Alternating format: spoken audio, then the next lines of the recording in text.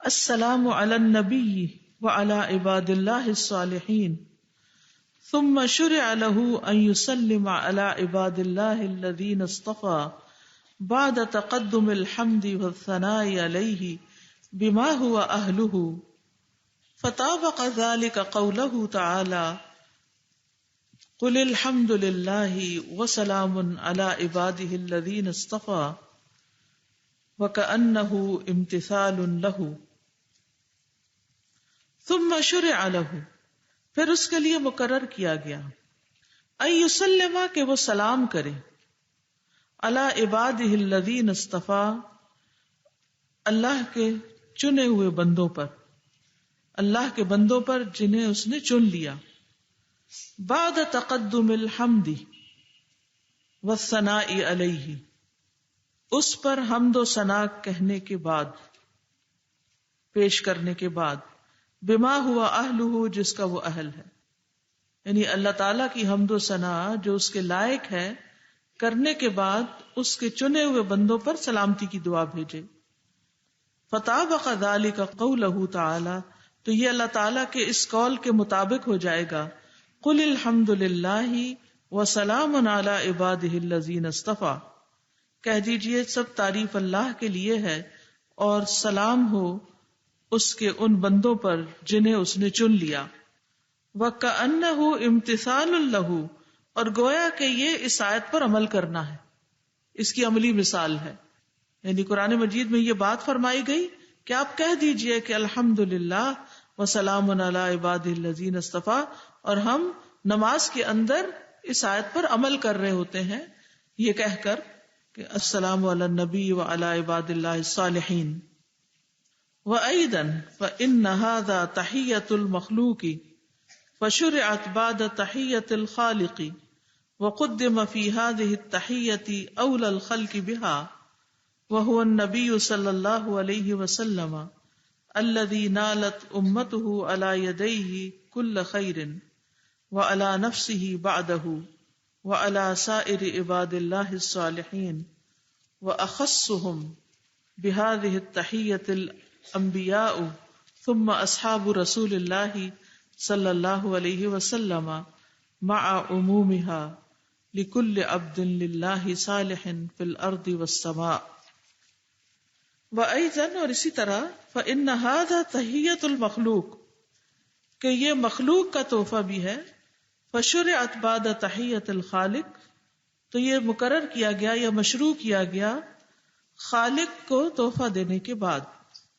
وقدم فی هذه التحیۃ، اور مقدم رکھا گیا اس تحیہ میں اول الخلق بها، مخلوق میں سب سے افضل اعلی ہستی کو، یعنی محمد صلی اللہ علیہ وسلم کو، وهو النبی صلی اللہ علیہ وسلم، اور وہ نبی صلی اللہ علیہ وسلم ہے، الذی نالت امته علی یدیہ کل خیر، وہ ہستی کہ نالت امتہ، پائی آپ کی امت نے، علی یدیہ، آپ کے ہاتھوں پر، کل خیر، ہر خیر، یعنی ہر خیر حاصل کی ہے امت نے آپ کے ذریعے، وعلی نفسہ بعدہ، اور اپنی ذات پر اس کے بعد، یعنی السلام علینا، وعلی سائر عباد اللہ الصالحین، اور اللہ کے سارے نیک بندوں پر، وَأَخَصُّهُمْ، اور ان میں سب سے خاص، بِهَذِهِ التَّحِيَّةِ، اس دعا کے، اس سلام کے، الانبیاء، انبیاء ہیں، ثم اصحاب رسول اللہ صلی اللہ علیہ وسلم، پھر اصحاب رسول صلی اللہ علیہ وسلم ہیں، مع عمومها لكل عبد للہ صالح فی الارض والسماء، عمومیت کے ساتھ ہر نیک بندے کے لیے یہ دعا ہے، خواہ وہ بندہ زمین میں ہے یا آسمان میں، یعنی فرشتہ ہے یا انسان ہے، کوئی بھی ہے، ساری مخلوق پر، پھر جو بھی اللہ کے بندے ہیں، فرشتے بھی بندے ہی ہیں۔ تو اس سے کیا پتہ چلتا ہے کہ التحیات کے آخری حصے میں جو سلام کیا جاتا ہے، آپ پڑھیے نا التحیات ذرا۔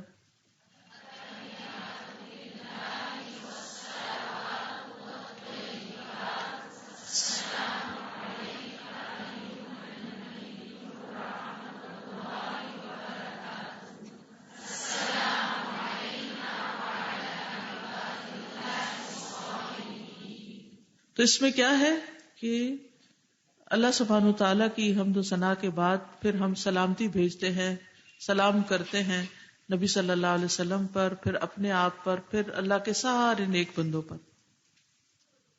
تو اللہ سبحانہ و تعالیٰ نے اپنے نیک بندوں پر سلام بھیجا ہے.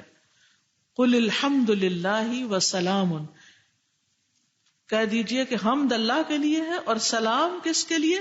علی عبادہ الذین اصطفیٰ، اس کے ان بندوں کے لیے جن کو انہوں نے چن لیا، یعنی پیغمبر وغیرہ. اور یہ اللہ تعالیٰ کی طرف سے بابرکت تحفہ ہے. تحیۃ من عند اللہ مبارکۃ طیبہ، اللہ کی طرف سے مبارک اور پاکیزہ تحفہ ہے. السلام اللہ کا نام ہے جسے پھیلانے کا حکم ہے.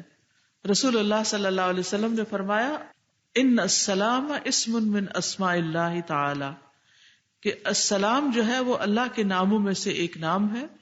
وضعہ فی الارض، جسے زمین میں رکھا گیا.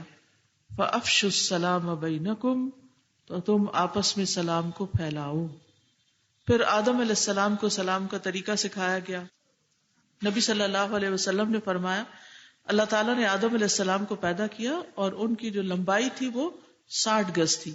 پھر اللہ تعالیٰ نے ان سے فرمایا کہ جاؤ فرشتوں کو سلام کرو اور جو کچھ تمہیں وہ جواب دے اسے غور سے سنو، تمہارا اور تمہاری اولاد کا وہی سلام ہوگا. تو آدم علیہ السلام نے فرشتوں کے پاس جا کر کہا السلام علیکم، تو انہوں نے جواب میں کہا السلام علیکم ورحمۃ اللہ، انہوں نے جواب میں ورحمۃ اللہ کا اضافہ کر دیا. انبیاء کی سنت رہی ہے سلام کرنا.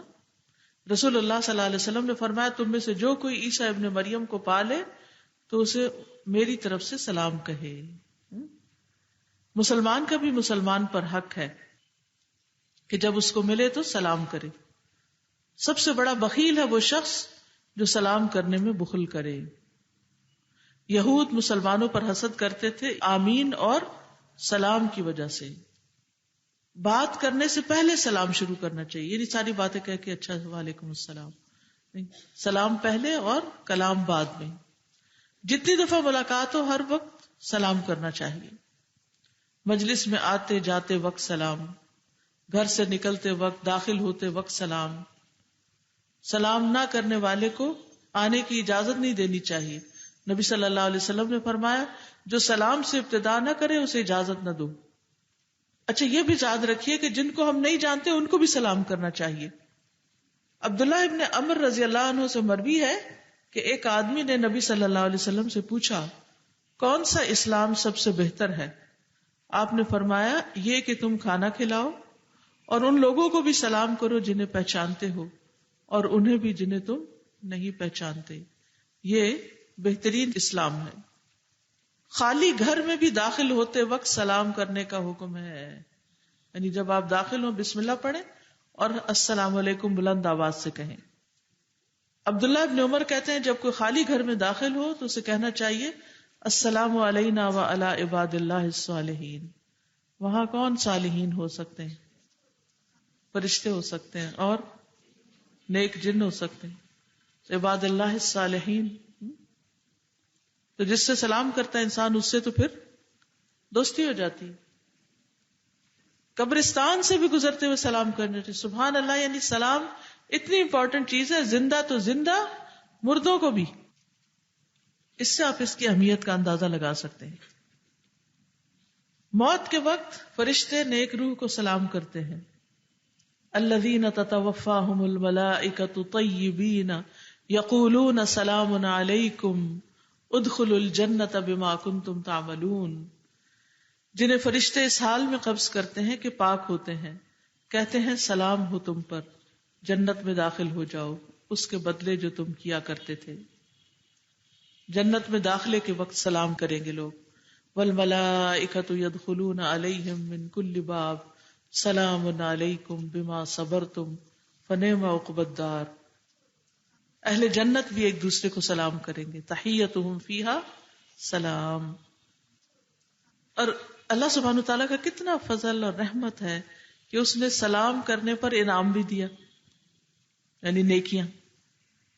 رسول اللہ صلی اللہ علیہ وسلم کے پاس ایک شخص آیا، آپ ایک مجلس میں تشریف فرما تھے. اس نے کہا السلام علیکم.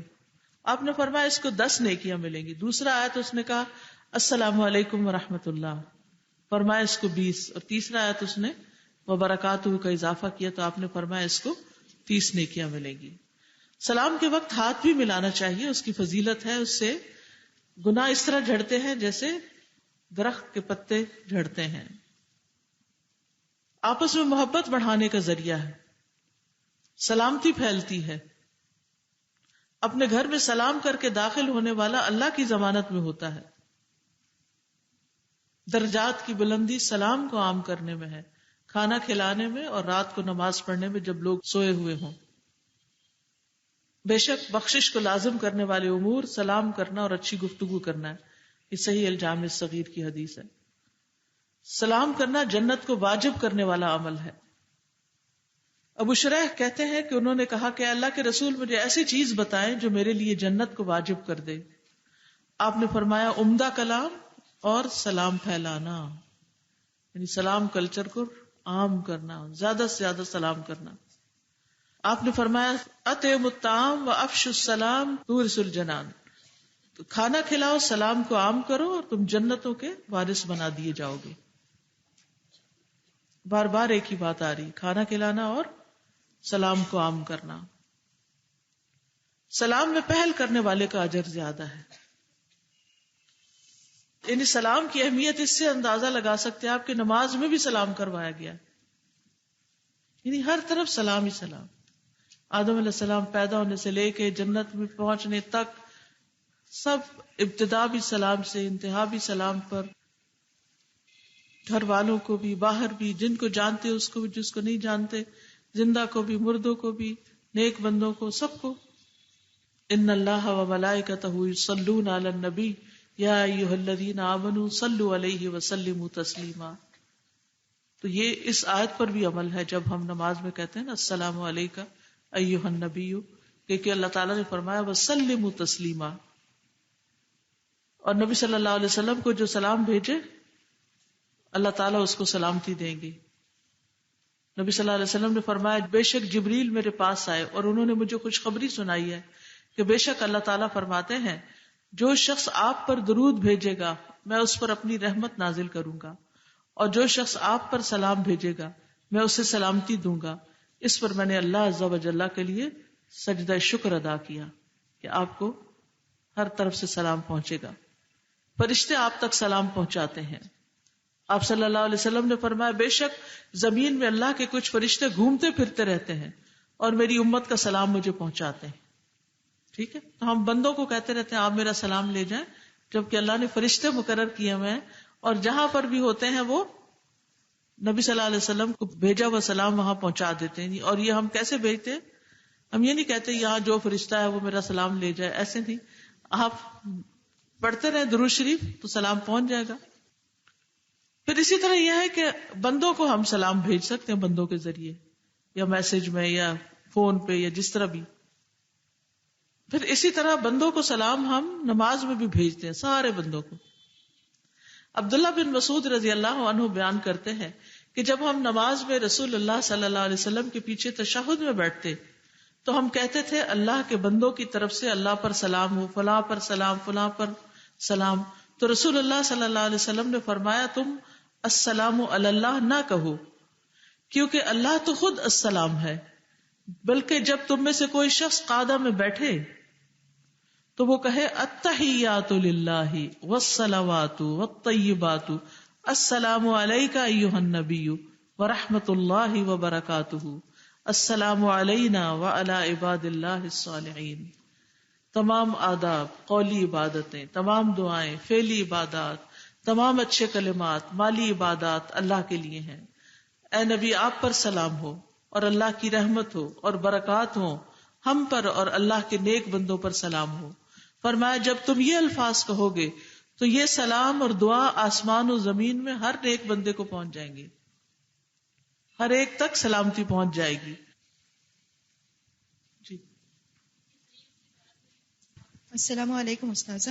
وعلیکم السلام. استاذہ میں یہ دیکھ رہی تھی یہاں پہ کہ اللہ تعالیٰ نے بھی حکم دیا کہ رسول اللہ صلی اللہ علیہ وسلم پر پہلے سلام بھیجا جائے اور اس کے بعد ہم کہتے ہیں السلام علینا وعلی عباد اللہ الصالحین.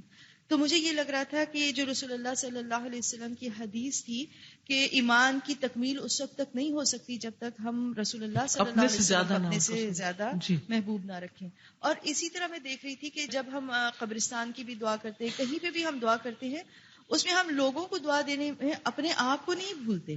قبرستان کی دعا میں بھی کہتے ہیں نا کہ آپ پر بھی ہو نسأل اللہ لنا ولکم العافیہ. اور استاذہ ایک میرا چھوٹا سا سوال تھا کہ جب حج پہ یا عمرے پہ جاتے ہیں لوگ تو رسول اللہ صلی اللہ علیہ وسلم کے لیے کہتے ہیں کہ جی سلام ہمارا بھی پہنچا دینا، کیا یہ صحیح ہے یا یہ صحیح نہیں ہے؟ جزاک اللہ خیر کثیرا. ہمارا روٹ ورڈ ہی ایک ہے سلام کا اور مسلم کا، اس میں بھی سلام آئے اس میں بھی سلام آئے. تو مجھے وہ حدیث یاد آ رہی تھی کہ المسلم من سلم المسلمون من لسانہ و یدہ، کہ یہ ہم تو اس کو اسلام کو چھوڑ ہی نہیں سکتے، یہ ہے سلامتی اور یہ تو اللہ نے ہمارے اندر ہی رکھ دی ہے. جیسے بالکل اسلام کا شعار ہے، پہچان ہے مسلمان کی کہ زبان سے بھی سلام کرنے والا ہو اور ہاتھوں سے بھی اور زبان سے سلامت رکھنے والا بھی ہو، اس کی عملی مثال بھی ہو. جی استاذہ جب بھی قرآن پڑھتے ہیں تو ابراہیم علیہ السلام کا جب ذکر آتا ہے تو میں اکثر یہ ذکر کرتی ہوں کہ اللہ سبحانہ تعالیٰ نے ان کا ذکر خیر رہتی دنیا تک رکھ دیا، کیونکہ ان کی قربانیاں بہت زیادہ تھیں، ان کی آزمائش ان کے درجے کی تھی. تو استاذہ میں ابھی یہ سوچ رہی تھی کہ نیکی انسان کو کتنا فائدہ دیتی ہے. ایک انسان اگر نیک ہے، اللہ کے چنے ہوئے بندوں میں سے ہے، طیبات والی بات اگر وہ الہ اس کا ہوگا، اللہ تعالیٰ جو پاکیزہ لوگ ہیں، تو وہ اگر اپنی زندگی پاکیزگی میں گزارے گا تو اس کی تو موت کے بعد بھی جب جب یہ پڑھا جائے گا ملٹیپلیکیشن ہوتی جائے گی نا. وہ صدقہ جاریہ اگر کسی کی اولاد نہیں بھی ہے لیکن وہ خود نیک ہے تو یہ تو جو نماز پڑھے گا وہ اس کے لیے دعا کرے گا اور وہ ملٹیپلائی ہوتی جائے گی چیز. اور اس کا مطلب ہے کہ جو نیکی ہے وہ پھر اپنے ساتھ خیر ہی لاتی ہے. میں یہ پوچھنا چاہوں گی کہ درود ابراہیمی کے علاوہ جو دوسرے درود ہمیں اکثر ملتے ہیں، کیا ان کی بھی کوئی حیثیت ہے؟ جو مسنون درود ہیں وہ پڑھ سکتے ہیں، لیکن کئی خود ساختہ درود ایسے ہیں کہ جن میں شرکیہ کلمات بھی آتے ہیں، تو ان سے پرہیز کرنا چاہیے. السلام علیکم استاذہ. وعلیکم السلام. استاذہ ایک ریکویسٹ تھی، کیا آپ بتا سکتی رہنمائی کر سکتی ہیں کہ سلام پھیلانے کا حکم ہے، جب ہم ٹیکسٹ میں لکھتے ہیں اے او یا ہم لوگ شارٹ ورڈز استعمال کرتے ہیں، جزاک اللہ میں جے زے کے اور اللہ لکھ دیں، کیا انف ہوتا ہے یہ؟ کیا یہ درست ہے؟ زبان سے بول کے اشارہ کر دے تو کوئی بات نہیں، لیکن آپ ٹیکسٹ سیو کر لیں، بار بار پورا نہیں لکھا جاتا تو ٹیکسٹ سیو کر کے جی اس کو پورا لکھ دیں. تو یہ اے او اے سم تھنگ یہ کچھ لکھنا لکھے تو بہتر ہے، پورا ہی لکھے تو اچھا ہے. اپنے عزیز و اقارب کی قبور پر جا کر کیا پڑھنا چاہیے؟ یہی دعا جو بتائی گئی ہے، جو قبرستان جا کر پڑھتے ہیں دعا. السلام علیکم. وعلیکم السلام. جب ہم کسی کو سلام کرتے ہیں تو اگلے جواب نہیں دیتے، اس سے دل ٹوٹتا ہے، پھر دل کو مضبوط کر لیں جواب نہ اور ملے. بندوں کے ہاتھ میں بالکل نہ دیں کہ وہ بار بار توڑیں آپ کا دل. جی السلام علیکم ورحمۃ اللہ وبرکاتہ. وعلیکم السلام ورحمۃ استاد اللہ. جیسے آپ نے بتایا نا کہ سلام ہر کسی کو کرنا چاہیے، تو گھر والوں کو رشتہ داروں کو تو ہم کرتے ہیں، لیکن سم ٹائم یہ ہوتا ہے کہ جیسے دکان پہ ہم گئے یا کسی ٹیکسی میں بیٹھے ہیں تو سلام منہ سے نکل جاتا ہے غیر محرم مردوں کو. نکل کیا جاتا ہے، سلام کر دینے میں حرج کوئی نہیں ہے، لیکن معقول معروف طریقے سے.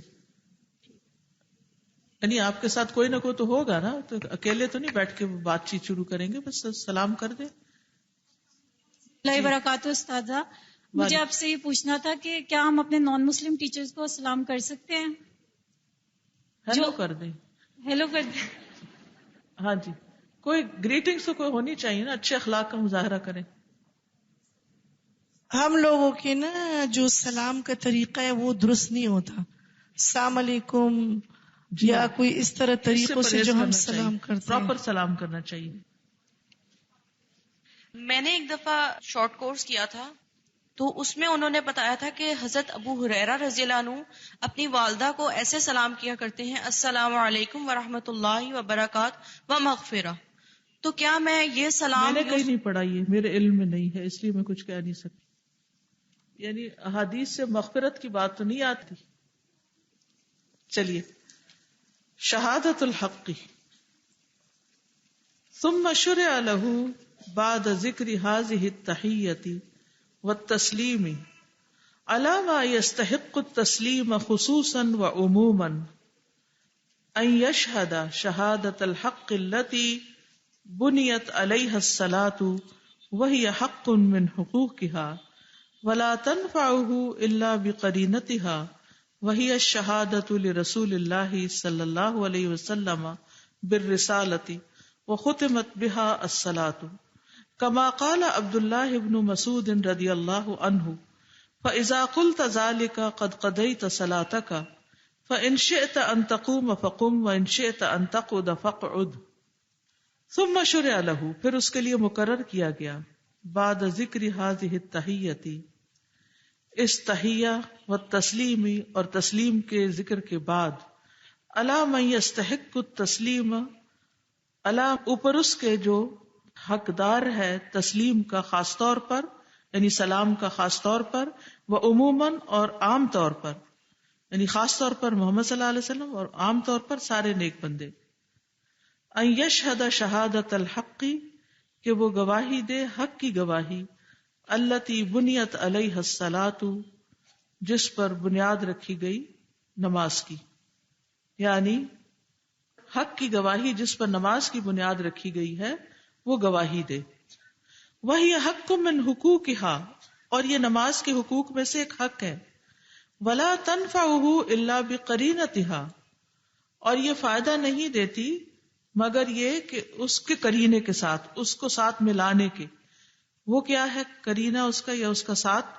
وہی الشہادۃ لرسول اللہ صلی اللہ علیہ وسلم بالرسالۃ، اور وہ گواہی دینا ہے رسول اللہ صلی اللہ علیہ وسلم کے لیے رسالت کی. وہ ختمت بها الصلاۃ، اور اسی کے ساتھ ختم کی جاتی ہے نماز. کما قال عبد اللہ بن مسعود رضی اللہ عنہ، جس طرح عبداللہ بن مسعود رضی اللہ عنہ نے فرمایا، فَإِذَا قُلْتَ ذَلِكَ، پھر جب تم یہ کہہ دو گے، فَقَدْ قَضَيْتَ صَلَاتَكَ، تو تم نے اپنی نماز پوری کر لی. فَإِن شِئْتَ أَن تَقُومَ فَقُمْ، پھر اگر تم چاہو کہ اٹھ جاؤ تو اٹھ سکتے ہو. وَإِن شِئْتَ أَن تَقْعُدَ فَقْعُدْ، اور اگر تم چاہو کہ بیٹھے رہو تو بیٹھے رہو، بیٹھ سکتے ہو. تو اس سے کیا پتہ چلتا ہے کہ انسان تحیہ اور سلام کے ذکر کے بعد پھر کیا کرے؟ حق کی گواہی دے. اور نماز کی بنیاد اس پر ہے، اور نماز کے حقوق میں سے ایک حق ہے. اور یہ گواہی تب فائدہ دے گی جب اللہ کے ایک ہونے کی گواہی دینے کے ساتھ ساتھ رسول اللہ صلی اللہ علیہ وسلم کی رسالت کی بھی گواہی دی جائے. اور اس کے ساتھ نماز کو ختم کر دیا گیا، جیسا کہ عبداللہ بن مسعود کا قول ہے. وَهَذَا إِمَّا أَن يُحْمَلَ عَلَى قَضَاءِ الصَّلَاةِ حَقِيقَةً، اور یہ جو بات ہے اس میں احتمال ہے کہ حقیقی طور پر نماز پوری ہو چکی، كما يقوله الكوفيون، جیسے اہل کوفہ کہتے ہیں. او علی مقاربۃ انقضائها، یا پوری ہونے کے قریب ہو گئی، وہ مشارفت ہی، اور اس کے ساتھ کما یقول اہل الحجاز وغیرہم، جیسے اہل حجاز وغیرہ کہتے ہیں. یعنی التحیات پر اہل کوفہ کے نزدیک نماز پوری ہو جاتی ہے، تو اہل حجاز کیا کہتے ہیں کہ پوری ہونے کے قریب ہوتی. ٹھیک ہے. وعلی التقدیرین جعل شہادت الحق خاتمۃ الصلاۃ، ان دونوں باتوں کی بنیاد پر بنایا گیا حق کی گواہی کو، یعنی شہادتین کو، خاتمۃ الصلاۃ، نماز کے اختتام کا ذریعہ، یعنی نماز کا خاتمہ. کما شرع ان تکون خاتمۃ الحیات، جیسے مقرر کیا گیا کہ زندگی کا خاتمہ کس پر ہو؟ لا الہ الا اللہ پر. فمن کان آخر کلامہ لا الہ الا اللہ دخل الجنہ، تو جس شخص کا آخری کلام لا الہ الا اللہ ہو وہ جنت میں داخل ہوگا. وَكَذَلِكَ شُرِعَ لِلْمُتَوَضِّئِ أَن يَخْتِمَ وُضُوءَهُ بِالشَّهَادَتَيْنِ، اسی طرح مقرر کیا گیا وضو کرنے والے کے لیے کہ وہ اپنے وضو کو بھی شہادتین پر ختم کرے. سبحان اللہ، کس طرح یہ ساری چیزوں کو ایک دوسرے کے ساتھ لے آتے ہیں. یہ ہے غور و فکر کہ کہاں کہاں کس کس چیز کے اختتام پر شہادتین ہیں، نماز کے اختتام پر ہیں، زندگی کے اختتام پر ہیں، وضو کے اختتام پر ہیں، کہ انسان حق کی گواہی دیتے ہوئے دنیا سے رخصت ہو اور نماز سے رخصت ہو. تو شہادتین جو ہیں اس پر دین کی بنیاد ہے. اسی پر نماز کی بنیاد ہے، یعنی نماز فرض ہی اس پر ہوتی ہے جو حق کی گواہی دیتا ہے. اللہ سبحانہ و تعالیٰ نے اپنے ایک الہ ہونے کی خود بھی گواہی دی ہے. قرآن مجید میں آتا ہے شاہد اللہ انہ لا الہ الا ہو، کہ اللہ نے گواہی دی ہے کہ اس کے سوا کوئی الہ نہیں. فرشتے اور علم والے بھی اس بات کی گواہی دیتے ہیں. شاہد اللہ انہ لا الہ الا ہو والملائکۃ واولو العلم قائما بالقسط لا الہ الا هو العزیز الحکیم. پھر آپ دیکھیے کہ انسان کی فطرت میں ہے یہ لا الہ الا اللہ. یہ الگ بات ہے، اللہ تعالیٰ تو بندے کو مسلمان ہی پیدا کرتا ہے کہ والدین اس کو یہودی یا نصرانی بنا دیتے ہیں. دنیا اور آخرت میں ایمان والوں کا قول یہی ہے، یثبت اللہ الذین آمنوا بالقول الثابت فی الحیات الدنیا وفی الآخرہ. اللہ سبحانہ تعالیٰ اس قول کے ذریعے ایمان والوں کو دنیا میں بھی ثابت قدمی عطا کرتا ہے اور آخرت میں بھی عطا کرے گا. جنت کے راستے پہ لے جانے والا ہے یہ کلمہ. رسول اللہ صلی اللہ علیہ وسلم نے فرمایا جو شخص اس حال میں فوت ہو کہ وہ سچے دل کے ساتھ لا الہ الا اللہ کی اور میرے رسول ہونے کی گواہی دیتا ہو اور پھر سیدھا رہے تو وہ جنت کی طرف چلایا جائے گا. یہ کلمہ جنت میں داخل کرنے والا ہے، آگ پر حرام کرنے والا ہے، جان و مال کی حفاظت کا باعث ہے. قبر میں شہادتین ہی کام آئے گی. ایک حدیث میں آتا بخاری کی، نبی صلی اللہ علیہ وسلم نے فرمایا مومن جب اپنی قبر میں بٹھایا جاتا ہے تو اس کے پاس فرشتے آتے ہیں، پھر وہ شہادت دیتا ہے کہ اللہ کے سوا کوئی معبود نہیں اور بے شک محمد صلی اللہ علیہ وسلم اللہ کے رسول ہیں. یہی اللہ کا فرمان ہے، یثبت اللہ الذین آمنوا بالقول الثابت. پھر قیامت کے دن بھی ان کلمات کا وزن ہوگا. تو اس لیے التحیات کا اختتام شہادتین پر ہونا چاہیے. پھر ہے انقضاء الصلاۃ، نماز کا مکمل ہونا، پورا ہونا. ثم لما قضا صلاتہ، پھر جب وہ اپنی نماز پوری کر چکتا ہے، اذن له ان يسأل حاجتہ، اس کے لیے اجازت دی جاتی ہے کہ وہ اپنا سوال کر سکے، اپنی حاجت پیش کرے. وشرع له ان يتوسل قبلها، اور اس کے لیے مقرر کیا گیا ہے کہ وہ اس سے پہلے وسیلہ اختیار کرے. بالصلاۃ علی النبی، نبی صلی اللہ علیہ وسلم پر درود بھیج کر. فإنها من وأعظم الوسائل بین یدی الدعاء، تو یہ دعا سے پہلے سب سے بڑے وسائل میں سے ایک وسیلہ ہے. کما فی السنن عن فضالۃ بن عبید، جیسے سنن میں آتا ہے فضالہ بن عبید سے روایت ہے، ان رسول اللہ صلی اللہ علیہ وسلم قال، کہ رسول اللہ صلی اللہ علیہ وسلم نے فرمایا، اذا دعا احدکم، جب تم میں سے کوئی ایک دعا مانگے، فلیبدأ بحمد اللہ، تو چاہیے کہ وہ ابتدا کرے اللہ پر حمد و ثنا کے ساتھ. ثم لیصلی علی رسولہ، پھر اس کے رسول پر درود بھیجے. ثم لیسأل حاجتہ، پھر چاہیے کہ اپنی حاجت مانگے، یعنی اللہ سے دعا کرے. فجاءت التحیات علی ذالک، تو تحیات اسی ترتیب پر آئی ہیں. کیسے؟ اولها حمد اللہ والثناء علیہ، سب سے پہلے اللہ کی حمد اور اس کی تعریف.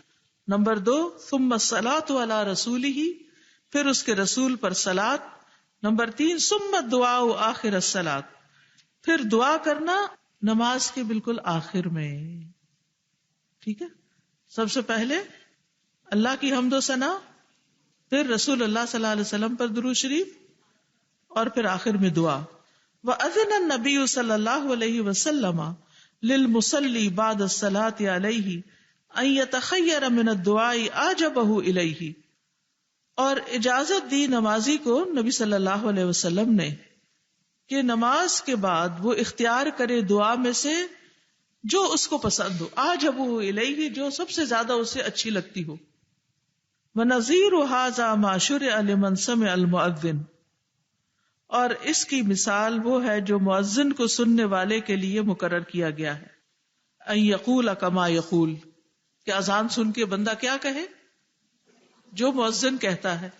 مثلا اللہ اکبر کا جواب اللہ اکبر سے دے، اشہد ان لا الہ الا اللہ کا اس سے، اور پھر سو آن، سوائے کس کے؟ حی علی الصلاح اور حی علی الفلاح کے. وَأَن يَقُولَ رَضِيتُ بِاللَّهِ رَبًّا وَبِالْإِسْلَامِ دِينًا وَبِمُحَمَّدٍ رَسُولًا. یعنی اذان کے بعد پھر یہ پڑھے کہ میں اللہ کے رب ہونے پہ راضی ہو گیا اور اسلام کے دین ہونے پر اور محمد صلی اللہ علیہ وسلم کے رسول ہونے پر. نمبر 3 وَأَن يَسْأَلَ اللَّهَ لِرَسُولِهِ الْوَسِيلَةَ وَالْفَضِيلَةَ وَأَن يَبْعَثَهُ الْمَقَامَ الْمَحْمُودَ، کہ وہ اللہ سے سوال کرے رسول صلی اللہ علیہ وسلم کے لیے وسیلہ کا اور فضیلت کا، کہ اللہ تعالیٰ ان کو وہ مقام دے وسیلہ والا اور فضیلت عطا کرے. وَأَن يَبْعَثَهُ الْمَقَامَ الْمَحْمُودَ، اور یہ کہ آپ کو مقام محمود پر فائز فرمائے. ثم يصلي علیہ، پھر آپ پر درود بھیجے. ثم يسأل حاجتہ، پھر اپنی حاجت کا سوال کرے. فَهَذِهِ 5 سُنَنٍ فِي إِجَابَةِ الْمُؤَذِّنِ لَا يَنبَغِي الْغَفْلَةُ عَنْهَا. تو یہ 5 سنتیں ہیں، 5 چیزیں ہیں مؤذن کا جواب دینے کے لیے. لا ينبغي، جائز ہی نہیں، الغفلۃ عنہا، کہ انسان ان سے غافل ہو. انسان کو ان 5 چیزوں سے غافل نہیں ہونا چاہیے. تو یہاں اب آخر میں تشہد کے کیا ہے؟ دعا ہے. تشہد یعنی جو آخری قاعدہ ہے، اس دعا کی بڑی اہمیت ہے. یہ قبولیت کا وقت ہے، یہ بڑے غور سے سننے والی بات ہے. عام طور پر ہم اس سے غافل ہیں. سب سے پہلے تو سنن ترمذی کی حدیث ہے، ابو امامہ رضی اللہ عنہ سے روایت ہے کہ رسول اللہ کے پوچھا گیا کہ اے اللہ کے رسول صلی اللہ علیہ وسلم، کون سی دعا زیادہ سنی جاتی ہے؟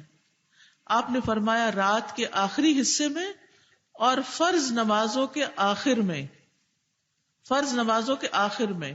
وَدُبُرَ الصَّلَوَاتِ الْمَكْتُوبَاتِ. اب یہ دبر کا مطلب کیا ہے؟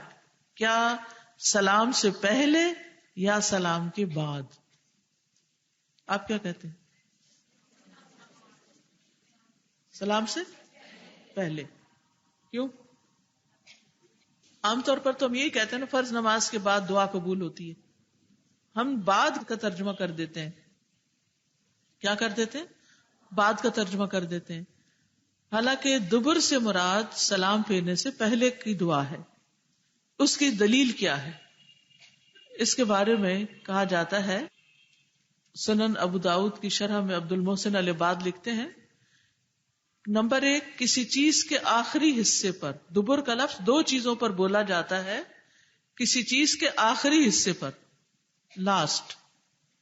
تو پھر آخری حصہ نماز کا کون سا ہوا؟ یعنی آخری دعا جو ہے. نمبر 2، جو آخر سے پہلے ہو اس پر بولا جاتا ہے. اور الدبر کا لفظ نماز کے متعلق وارد ہوا ہے اور اس سے مراد نماز کا بعد والا حصہ ہے، آخری حصہ. اور یہ لفظ مطلق آیا ہے، پس اس میں نماز میں سلام پھیرنے سے پہلے کا حصہ بھی شامل ہے اور بعد کا بھی. ٹھیک ہے.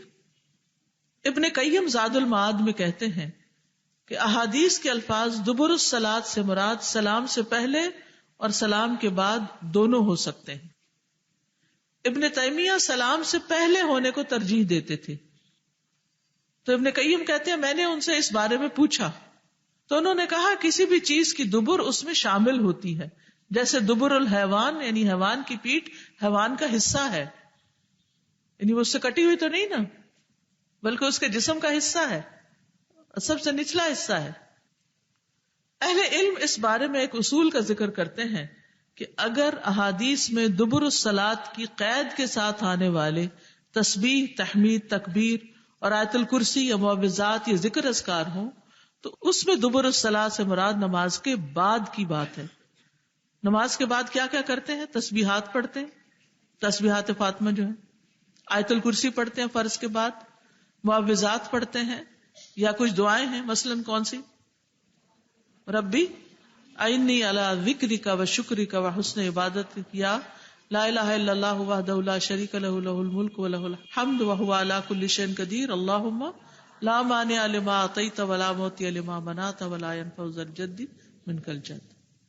وہ کہتے ہیں لیکن اگر کسی نص میں دعا سے متعلق واضح ہو جائے کہ وہ دعا سلام کے بعد ہی کرنی چاہیے، جیسے کہ آپ کا فرمان ہے سلام کے بعد 3 بار استغفر اللہ کہو، تو یہ دعا ہونے کے باوجود بھی سلام کے بعد ہی پڑھی جائے گی، کیونکہ آپ نے کیا فرمایا؟ سلام کے بعد یہ پڑھی جائے تو ہم اس کو پہلے نہیں پڑھ سکتے. اسی طرح استخارے کی دعا کب پڑھی جاتی ہے؟ سلام کے بعد. ٹھیک ہے. شیخ ابن باز سے سوال کیا گیا کہ جن احادیث میں دبر الصلاۃ کے بعد کثرت سے دعا اور ذکر اذکار کی ترغیب دی گئی ہے، ان احادیث میں دبر الصلاۃ سے مراد کیا ہے؟ نماز کا آخری حصہ یا سلام کے بعد کا وقت، یعنی سلام سے پہلے یا بعد؟ تو وہ کہتے ہیں کہ دبر الصلاۃ کا لفظ سلام سے پہلے اور نماز کے آخری حصے پر بھی بولا جاتا ہے، یعنی دونوں طرح یہ لفظ استعمال ہوتا ہے، اور سلام کے فوری بعد والے وقت پر بھی بولا جاتا ہے. لیکن صحیح احادیث کیا کہتی ہیں کہ اس سے مراد نماز کا آخری حصہ ہے، سلام سے پہلے کا وقت. شیخ ابن عثیمین کہتے ہیں اس مسئلے میں غور و فکر کرنے والے کے لیے یہ بات واضح ہو جائے گی کہ دبر الصلاۃ کی قید کے ساتھ بیان کیا جانے والا اگر ذکر ہے تو وہ سلام پھیرنے کے بعد ہوگا، اور اگر وہ دعا ہے تو وہ نماز کے آخر میں سلام سے پہلے ہوگی.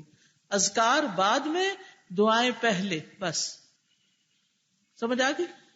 اذکار بعد میں اور دعائیں پہلے.